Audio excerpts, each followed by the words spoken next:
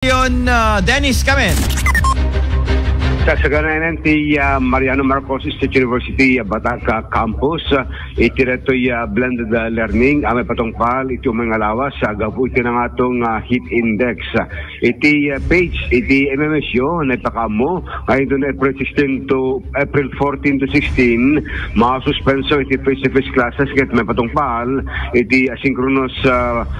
learning iti nadakamat ang pangadalan kagidan to kaya yan Idol Bernard iti break iti Holy Week sabi ka sakit mekanti spirituality and social responsibility day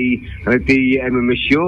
students ken nang susuro iti nakamat nga pagadalan ano pa'y awan ti face-to-face classes obligado dahil iti mga susuro nga ag-report iti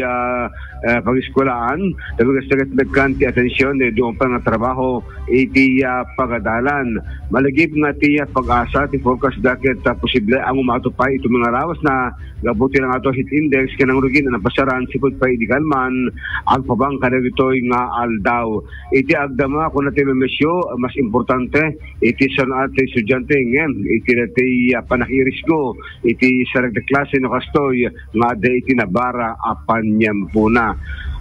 Inbaga iti DepEd nga discretion iti pagadalan amang spasyo klase na muda iti pagsiatan iti learners wenno dagitay estudyante. Idol Dennis Gabriel Alipio, Tatak, Aramen.